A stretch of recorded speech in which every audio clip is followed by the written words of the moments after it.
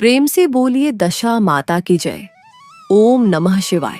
भक्तों, कहा जाता है कि जब कोई स्त्री श्रद्धा और विश्वास से दशा माता का व्रत करती है तो उसके घर में 10 दिशाओं से सुख, शांति और समृद्धि आती है।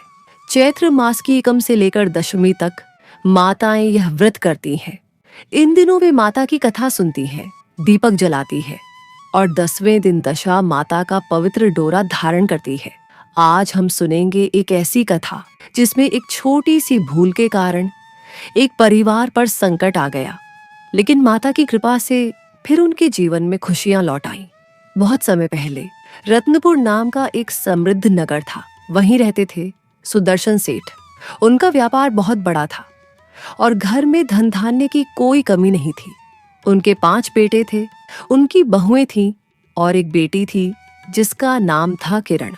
किरण का विवाह तो हो चुका था, लेकिन अभी उसका गौना नहीं हुआ था, इसलिए वह अपने माता पिता के घर ही रहती थी। घर में हमेशा खुशियां और रौनक रहती।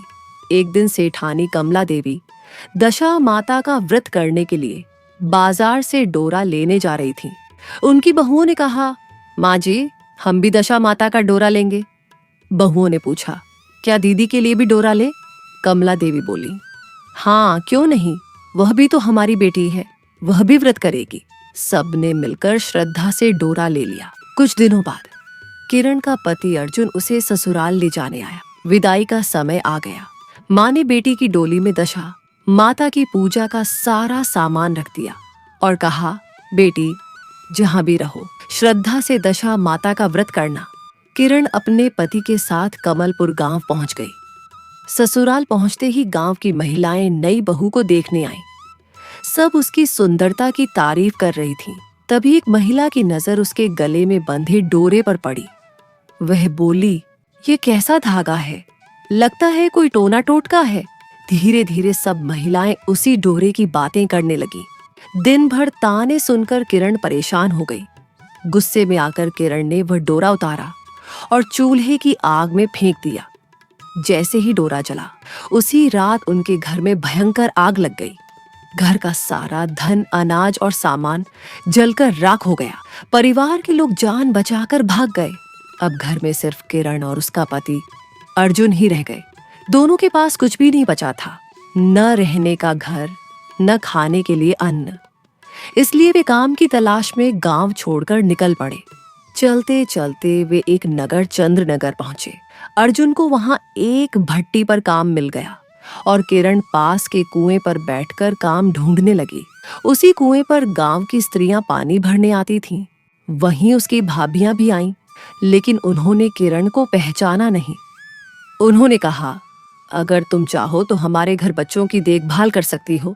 किरण ने वह काम स्वीकार कर लिया। उसे पता भी नहीं था कि यह उसका अपना मायका ही है। कुछ समय बाद फिर दशा माता के व्रत का समय आया। घर की सास ने कहा, सब बहुएं डोरा ले लो। बहुओं ने पूछा, क्या इस लड़की के लिए भी डोरा ले?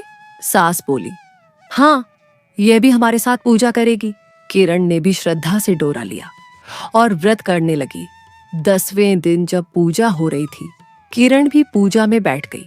बहुओं ने उसे देखकर कहा, माँ जी, ये तो हमारी ननद जैसी लगती है। सास ने पहले तो डांट दिया, लेकिन उनके मन में शंका बैठ गई। रात को उन्होंने उस लड़की से उसके जीवन के बारे में पूछा। किरण रोते हुए बोली, माँ, मैं आपकी बेटी किरण ही हूँ।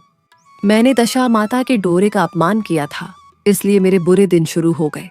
ये सुनकर माँ की आंखों में आंसू आ गए। उन्होंने अपने बेटों को बुलाया और कहा, ये तुम्हारी बहन है। सभी भाई अपनी बहन से मिलकर भावुक हो गए।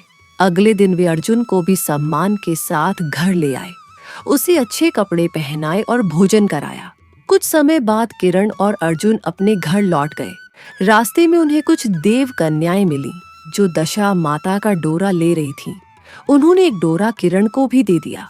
जब किरण अपने घर पहुंची तो सबने उसका स्वागत किया। उसने सबको समझाया, कभी भी दशा माता के डोरे का अपमान मत करना।